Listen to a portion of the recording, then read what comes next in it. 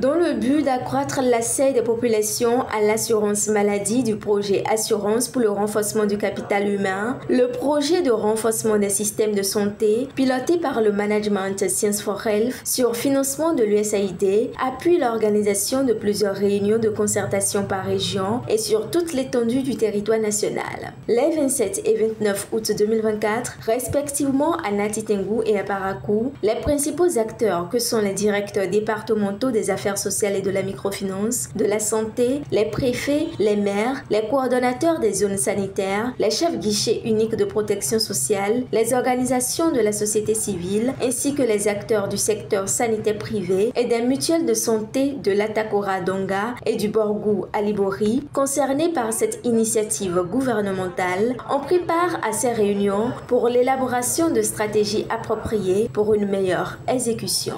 Au cours des différentes réunions, l'Agence nationale de protection sociale et les acteurs de mise en œuvre ont présenté le point de mise en œuvre du AMH. Les parties prenantes ont donc été identifiées pour la réussite du projet d'une part et l'outil Leadership Management, Recevabilité et Gouvernance a été présenté pour relever les défis et chaque acteur a pris des engagements pour accompagner le processus de mise en œuvre de l'assurance maladie au Bénin et garantir la réussite de la CSU.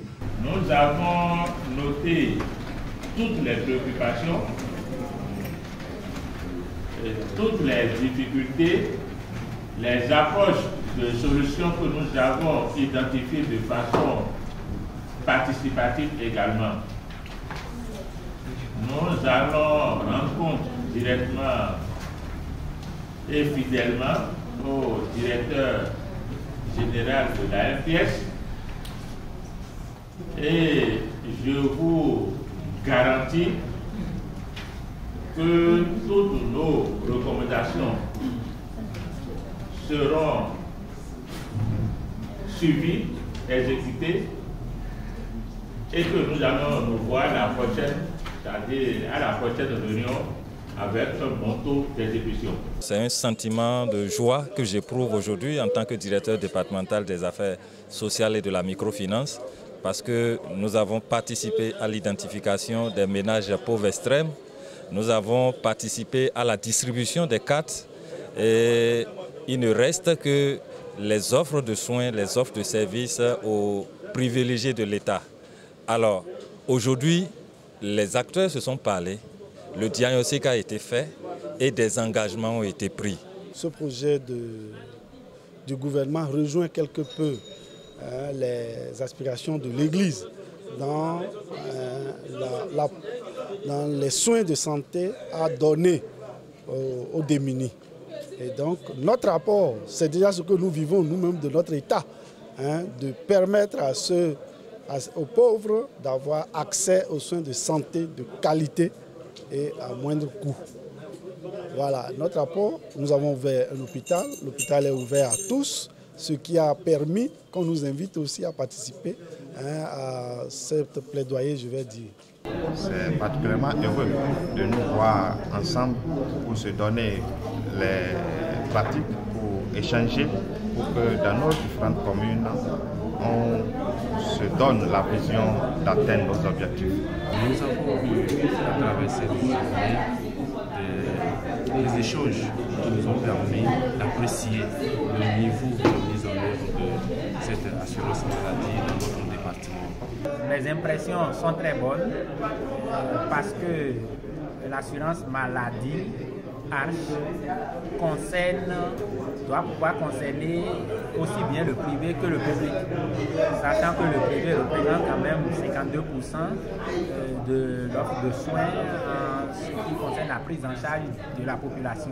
Les participants à ces assises ont donc été invités à véritablement tenir compte des engagements pris au cours de ces assises pour une réussite effective du projet. Ce que je vais demander pour améliorer la compréhension du projet aux populations, c'est que nos élus prennent leur bâton de pèlerin et se rapprochent des populations pour leur porter l'information, la bonne information.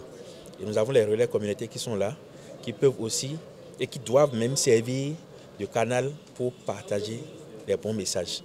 Donc voilà un peu, c'est juste une manière de nous renvoyer tous à nos devoirs.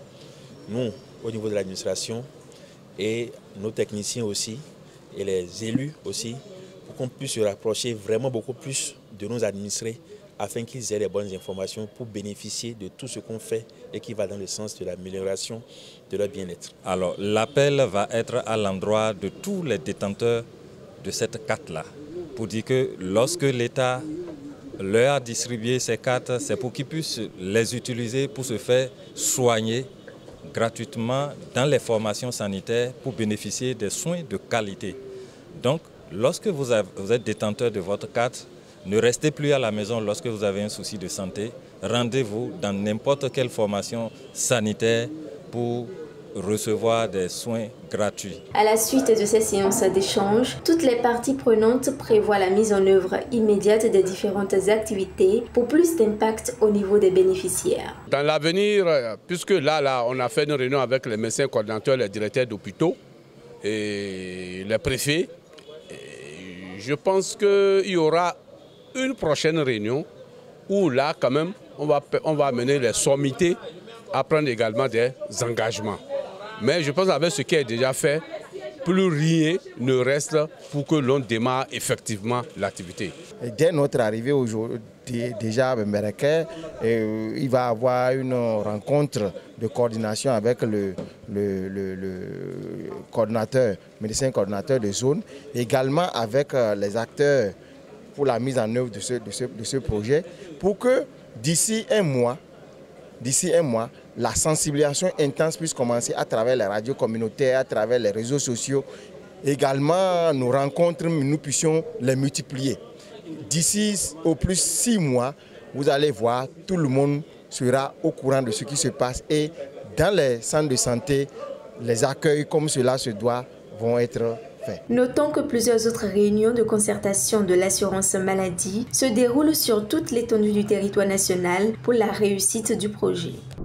Pour refléter au mieux notre engagement envers les communautés au Bénin, en Afrique et dans le monde, votre plateforme média Reporter Bénin Monde embrasse une plus large vision et devient Reporter Média Monde.